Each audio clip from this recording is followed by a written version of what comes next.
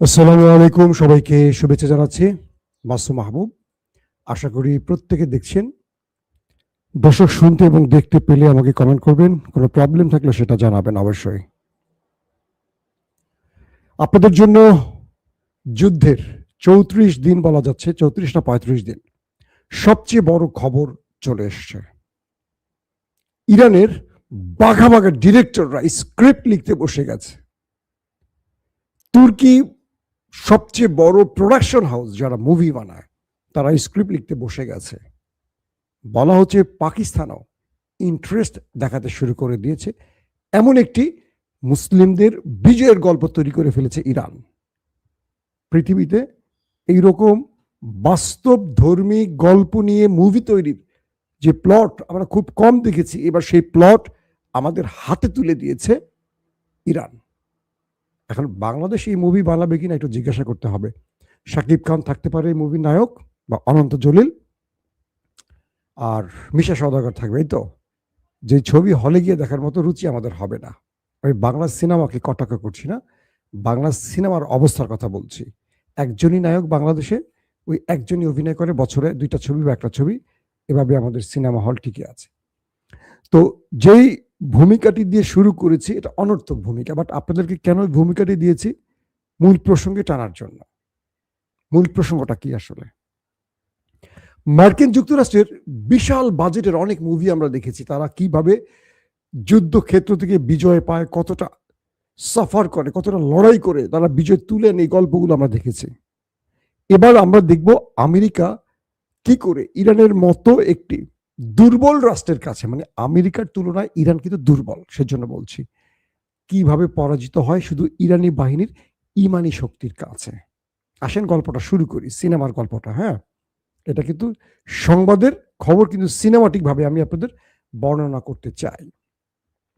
দৃশ্য 1, আকাশ ফুঁড়ে ধূপ ধূপ করে এগিয়ে আসছে মার্কিন বেশ কিছু যুদ্ধ বিমান। এর মধ্যে A-10, এর মধ্যে 10, এর মধ্যে রয়েছে আরো F-16, F-15, F-18। ইরানের আকাশে ঢুকলো, ভয়ঙ্করভাবে বোমা নিক্ষেপ শুরু করলো। ইরানের প্রতিরক্ষার টেবিলে বসে আছেন খুব গুরুত্বপূর্ণ কয়েকজন ব্যক্তি। রাডার সিস্টেম তাদের কন্ট্রোলে মেসেজ দিল। সেই মেসেজ ফাইনাল প্রোগ্রাম পরিচালকের কাছে পৌঁছে গেল, অর্থাৎ যুদ্ধের প্রোগ্রাম যিনি প্রধান তার কাছে।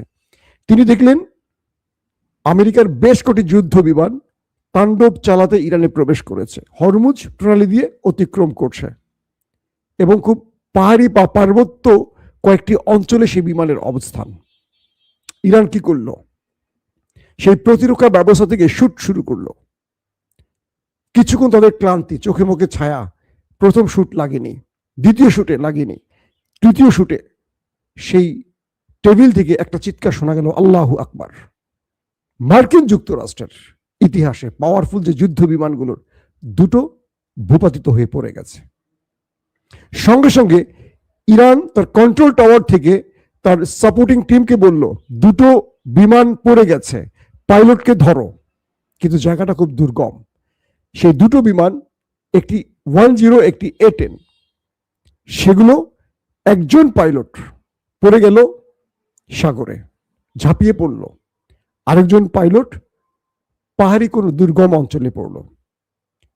যেই পাইলট সাগরে পড়ল তিনি তার সাপোর্টিং টিমকে মেসেজ দিলেন যে আমি এই পজিশনে আছি। এটুকুই তিনি বলতে পেরেছেন। বলা হচ্ছে তিনি খুব ক্রুশিয়াল অবস্থায় আছেন, বাঁচবেন কি মরবেন এখনো কনফার্ম না। যে তথ্যগুলো পেলাম, পরবর্তী হয়তো আরো জানা যাবে বেঁচে গেছেন না মরে গেছেন। দ্রুত ব্ল্যাক হক হেলিকপ্টার নিয়ে চলে আসলো মার্কিন যুক্তরাষ্ট্রের উদ্ধারকারী টিম।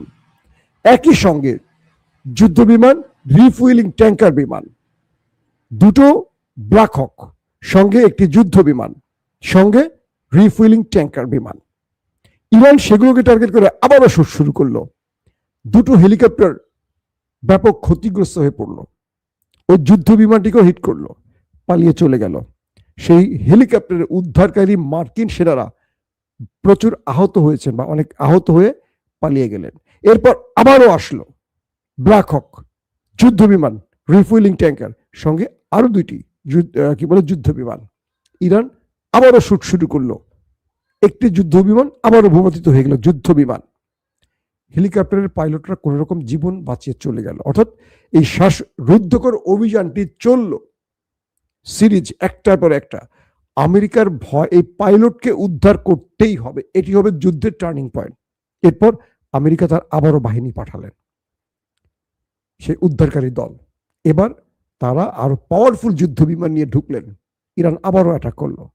অ্যাটাকের পর তারা আবারও ইরানের আক্রমণের শিকার হলেন। কোন রকম একটি জরুরি অবতরণ করলো, বাকিগুলি পালিয়ে গেল। বলা হচ্ছে 2টো ব্ল্যাক হক নাকি পড়ে গেছে।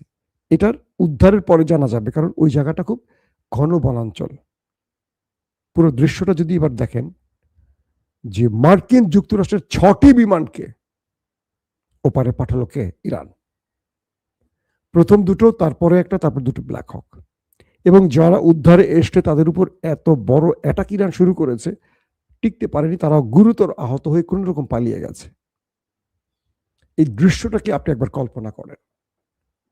মার্কিন যুক্তরাষ্ট্রের পৃথিবী বিখ্যাত এয়ারফোর্সের সাথে, যাদের এয়ারফোর্সের খুব একটা বড় কথা আমরা শুনিই না, ইরান, তারা প্রতিরক্ষা দিয়ে অ্যাটাক করলো। ইরান বলল, শত্রুকে চমকে দেওয়ার জন্য আমাদের কাছে আরো দুর্দান্ত প্রতিরক্ষা ব্যবস্থা আসছে, মানে আমরা রেডি করছি। আমেরিকা বলছে যে আমরা ইরানের সকল প্রতিরক্ষা ধ্বংস করে দিয়েছি, কিন্তু ইরান কি করে এত দ্রুত সেগুলো পুনঃসংস্কার করে মাঠে নামালো আমরা বুঝতে পারছি না। একই দিনে আমেরিকার F-15, A-16 শেষ। আগের দিন, কয়েক ঘন্টা আগে, F-35 মার্কিন যুদ্ধ বিমানের 1 নাম্বার, যেটিকে বলা হয়, ভূপাতিত করেছে। এবং সবচেয়ে ইন্টারেস্টিং ব্যাপার, যেই পাইলট এখনো উদ্ধার হয়নি, একজনকে আমেরিকা উদ্ধার করে নিয়ে গেছে। যিনি উদ্ধার হয়নি, তার অনেকগুলো প্রয়োজনীয় জিনিস ইরান উদ্ধার করেছে, ছবি দেখেছে। প্রথমে ইরান বলেছিল তাদের F-35 যে পাইলট, তাকে তারা পাকড়াও করেছে, কিন্তু এবার যে 2টো যুদ্ধ বিমান ওড়ানো হলো, বলা হচ্ছে একটির পাইলট নাই হয়ে গেছে আর কি, 3টির মধ্যে। তবে যিনি 2টা পাইলটের, যিনি সাগরে পড়ে গেছেন, বেঁচে গেছেন, আরেকজন যে পাহাড়ি অঞ্চলে, তাকে জীবিত উদ্ধারে ইরান এখন সাঁড়াশি অভিযান চালাচ্ছে।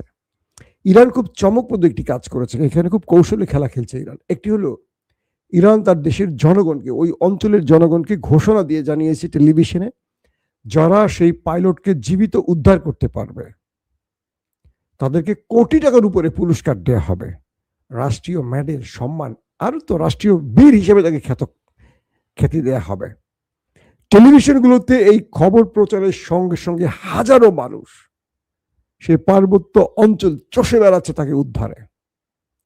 এখানে ইরান কি 1 ঢিলে 2 পাখি মারছে? খেল করেন। 1, ইরান কি সেই পাইলটকে তুলে নিয়ে নিজের জিম্মায় নিয়ে তাকে ডিম দিয়ে মার্কিন পলিসি, কৌশল সব জানার চেষ্টা করছে কিনা? 1।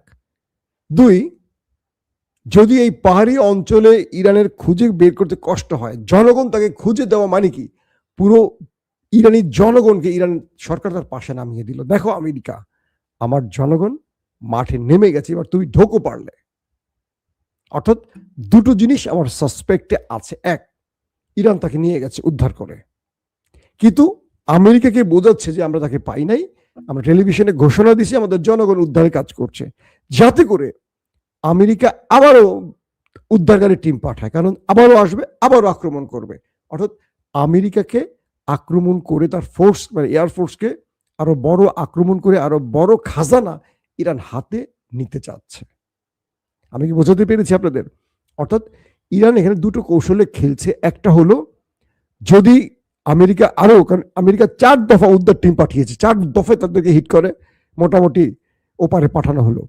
এখন আমেরিকার যে টার্গেট, ইরানের টার্গেট, যে তারা পায়নি, আমরা তাকে উদ্ধার করতে পারিনি, জনগণ তোমরা উদ্ধার করো, তোমাদেরকে কোটি টাকা দেওয়া হবে, কোটি কোটি টাকা তোমাদের উপহার দেওয়া হবে।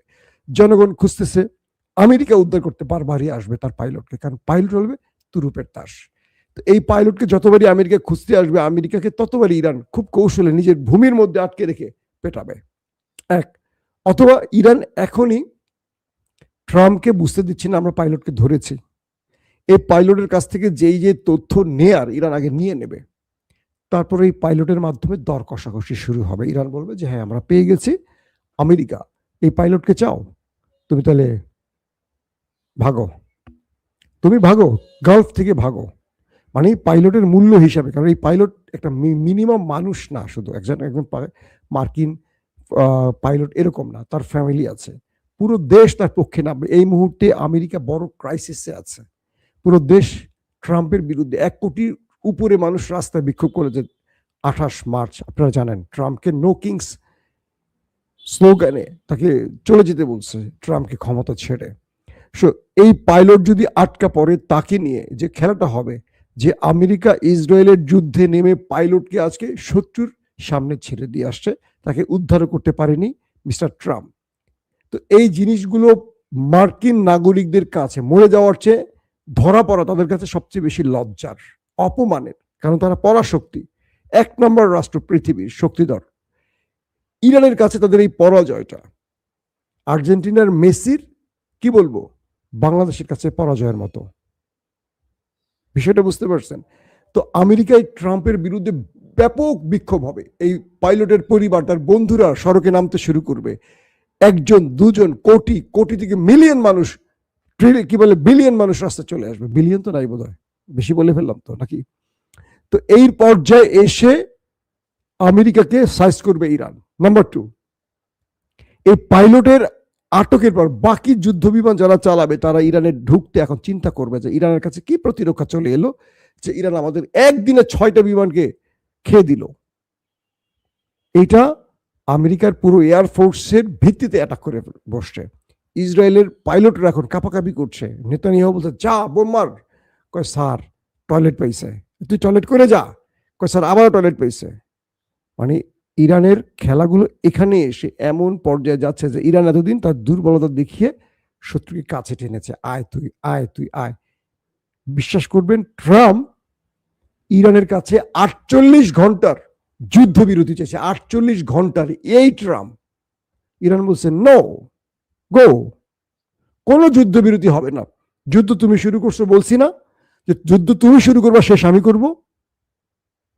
ট্রাম্প ভিক্ষুকের মতো বলছে 48 ঘন্টার যুদ্ধবিরতি দেয়া হোক। ইরান রাজি হয় নাই। বলেন আপনারা এখন যুদ্ধের ফরম্যাটে কে এগিয়ে আসছে? বলা লাগে আর কিছু? বলেন। এখন যে অবস্থাটা তৈরি হয়েছে যে ইরানের এই প্রতিরক্ষা ব্যবস্থা, মিসাইল সিস্টেম দেখে ট্রাম্প বা আমেরিকার প্রশাসন বলছে যে আমরা ইরানের মধ্যে এত অ্যাটাক করলাম, ওদের বাংকার ধ্বংস করলাম, প্রতিরক্ষা ব্যবস্থা ধ্বংস করলাম, ইরান টিকে আছে কি করে? ট্রাম্প বলছেন যে আমরা বাংকার ধ্বংস করছি, কয়েক ঘন্টার মধ্যে সেইগুলি তারা পুনঃসংস্কার করে ফেলছে। আমেরিকা বলছে আমরা ওদের প্রতিরক্ষা ব্যবস্থা ধ্বংস করছি ইরানের, ওরা কয়েক ঘন্টার মধ্যে সেগুলো সংস্কার করছে। আসলে বিষয় সত্য না। একটা প্রতিরক্ষা ব্যবস্থা মাসের পর মাস লাগে ঠিক করতে। কিন্তু ইরানের কাছে আসলে কি পরিমাণ প্রতিরক্ষা আছে, ইরান বাংকারের কতগুলো পথ খোলা রেখেছে ওরা জানেই না। ওরা 1-2টা বাংকারের মুখ বোমা মেরে বন্ধ করে দিচ্ছে, মাটির স্তূপ দিয়ে আটকে যায়। কিন্তু ইরান যে বিকল্প আরো 10টা পথ রেখেছে, যে একটা পথ আটকে গেলে বাকি পথ কোত্থেকে বেরোবে, এগুলো আমেরিকার জানা নেই। ইরান মাটির নিচে যে একটা পৃথিবী তৈরি করেছে, এটা আমেরিকা ইসরায়েলের কাছে সব তথ্য নাই। যে তথ্য আছে সেই তথ্য তারা কাজে লাগিয়েছে, বাকি যেখানে ব্যর্থ সেখানে ইরানের তথ্য তাদের কাছে পৌঁছায় নাই। বিষয়টা বুঝতে পারছেন? তো এই পর্যায়ে এসে ইরানের কাছে বিমান বাহিনীর, যারা পৃথিবীতে খুব দুর্বল একটি দেশ, সেই দেশের কাছে 1 নম্বর দেশের এই পরাজয়টি সত্যিকার অর্থে আগামী দিনের সিনেমার 1000টা গল্পের খোরাক তৈরি করবে। এক বাক্যেই বলতে পারি, 3টি এয়ারক্রাফট প্রথম দিনই একসঙ্গে আউট। ব্ল্যাক হক হেলিকপ্টার খুব মূল্যবান, বোঝেন, সেগুলো হিট করছে। A0, এই বিমানগুলো অনেক মূল্যবান, দামি। পৃথিবীতে মানে আমেরিকা যে অস্ত্র তৈরি করে পুরো পৃথিবীতে মোড়লগিরি করে, তার সমস্ত শক্তি তারা ব্যবহার করছে ইরানের বিরুদ্ধে, পারছে না। এটাকে আপনি কি চোখে বা কিভাবে দেখবেন? বলা হচ্ছে আমেরিকার ইতিহাসে, 240 বছরের ইতিহাসে আমেরিকা এই প্রথম এত বড় পরাজয় বরণ করলো মাত্র 24 ঘন্টায়। এখন আমেরিকার সমালোচকরা বলছে মিস্টার ট্রাম্প তুমি তোমার একজন পাইলটকে উদ্ধার করতে পারছো না এত শক্তি ব্যবহার করেও, তুমি খার্ক আইল্যান্ড দখল করবা? এটা পসিবল? তুমি খার্ক আইল্যান্ডে তোমার যে সেনারা আটকা পড়বে তাদের উদ্ধার করবে কি করে? ইরান যে তোমাকে বড় বড় ফাঁদে ফেলে এই পর্যন্ত বড় বড় বিজয়গুলো পেল, তুমি কি পেয়েছো? তুমি মার্কিনীদের যে বলছো আমাদের সফলতা হয়ে গেছে এক খামেনিকে হত্যা দিয়ে, বরং খামেনিকে মেরে তুমি সবচেয়ে বড় ভুলটা করছো। কারণ খামেনির চেয়ে বিপজ্জনক ডেঞ্জারাস পার্সনকে তুমি বসাইছো ক্ষমতায়, যে আমেরিকাকে আর ঘুমোতে দেবে না বাকি জীবন। তুমি কোনোভাবে নিউক্লিয়ার আর বন্ধ করতে পারবে না। এই ইরান নিউক্লিয়ার বানিয়ে ছাড়বে, তোমার বানিয়ে ফেলেছে। খোমেনি এই কাজটি করেনি, তার ছেলে করবে। তার ছেলেকে মারো, তারপরের জন আসবে, সে করবে। কারণ তুমি আমেরিকা ইরানের বুকে হাত দিয়েছো। ওরা তো বাংলাদেশ না, ওরা তো পাকিস্তান না। এই দুটো দেশ তো হিজড়া জাতি, আমরা তো হিজড়া বাস্তবিক অর্থে। আমি নিজে স্বীকার করছি, এই দেশে যারা রাষ্ট্র ক্ষমতায় বসেন তারা হলো সবচেয়ে বড় হিজড়া। আর আমরা যারা তাদেরকে ভোট দিয়ে বানাই তারা আরো বড় হিজড়া আমরা। কারণ আমরা বানাই আমেরিকা আর ভারতের দালালদের, যারা এদের উপর একটু আওয়াজ করতে পারে না, চোখ তুলে তাকাতেই পারে না। নরেন্দ্র মোদীর সামনে বিএনপি আওয়ামী লীগ দ্বারা কথা বলতে পারবে, প্যান ভিজে যাবে সব। বোঝেন নাই? যারা এই পর্যন্ত ক্ষমতায় আসে।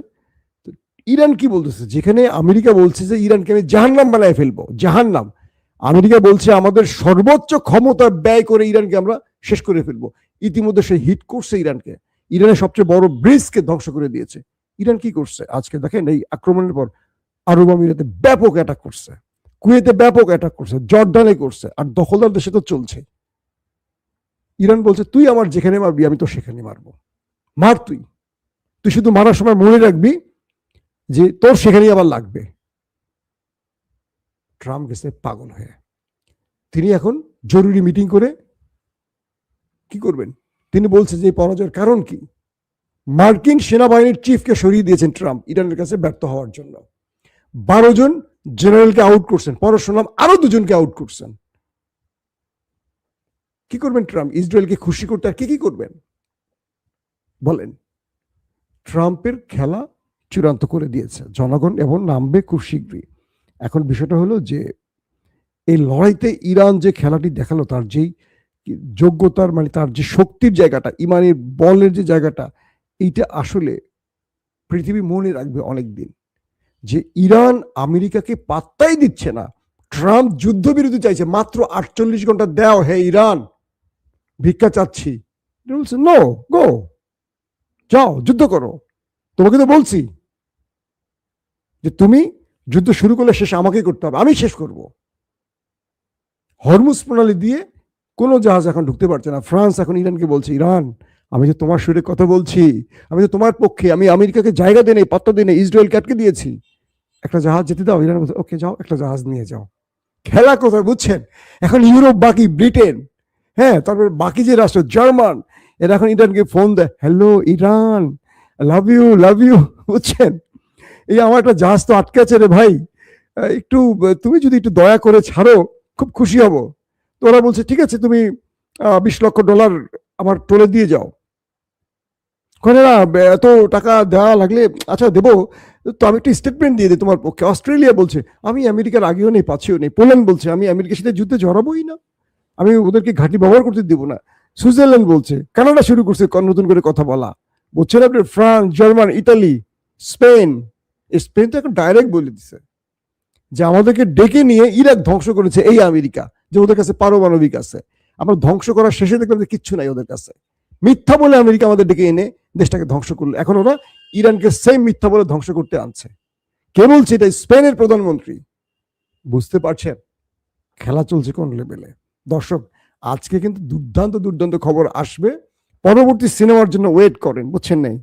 আপনারা বুঝছেননি? পরবর্তী সিনেমা আসতেছে।